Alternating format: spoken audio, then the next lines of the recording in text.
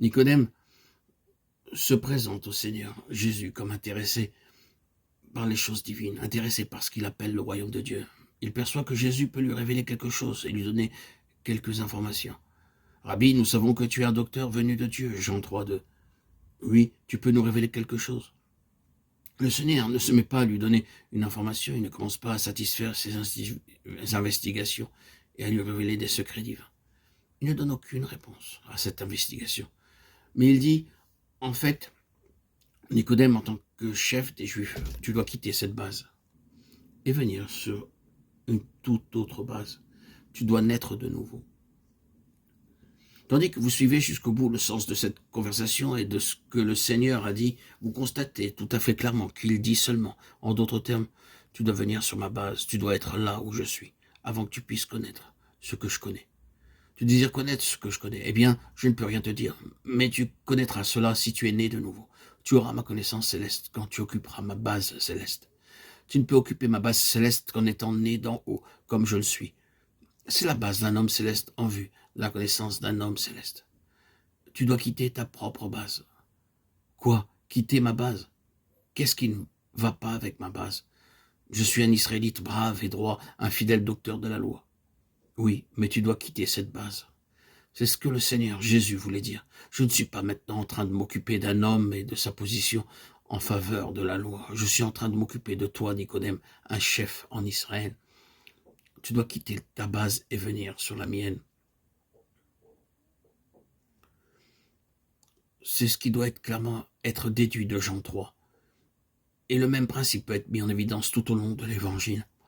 C'est la loi qui est appliquée d'un bout à l'autre. Vous allez au chapitre 12 et vous lisez quelques Grecs du nombre de ceux qui étaient montés pour adorer pendant la fête s'adresser à Philippe et lui dire avec instance, « Seigneur, nous voudrions voir Jésus. » Jean 12, 20, 21. Alors les disciples vinrent dire au Seigneur Jésus qu'il y a quelques Grecs qui désiraient le voir. Qu'est-ce que le Seigneur Jésus a répondu? A-t-il dit, très bien, je viendrai me présenter à eux? Non. Jésus leur répondit, l'heure est venue où le Fils de l'homme doit être glorifié. En vérité, je vous le dis, si le grain de blé qui est tombé en terre ne meurt, il reste seul.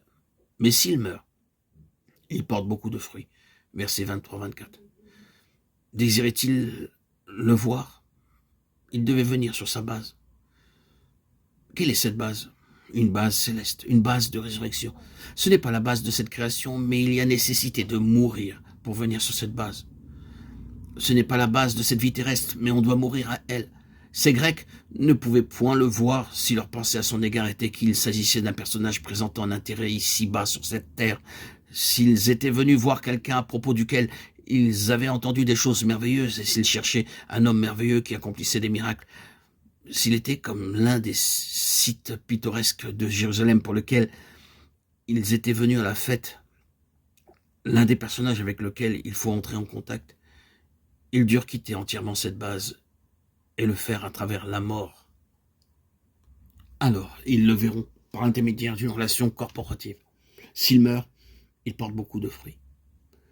Un grain de blé transformé en un épi, puis en une moisson, c'est de cette façon que le Seigneur Jésus peut être connu, en devenant nous-mêmes une partie de l'homme céleste corporatif, par le moyen de la mort et de la résurrection. Vous devez quitter la base naturelle si vous désirez le voir. Ce n'est pas en le contemplant comme un personnage historique que vous le verrez. Vous ne le verrez que par une union avec lui dans sa résurrection, sur la base de l'homme céleste. Combien cela fut vrai à propos des disciples eux-mêmes. Il fut avec eux durant 3 ans et demi, et cependant ils ne le connaissaient pas réellement, et ne l'ont pas vu. Mais après qu'il les eut quittés, ils le virent et le connurent. La connaissance a été quelque chose de bien plus transcendant qu'au jour de sa chair.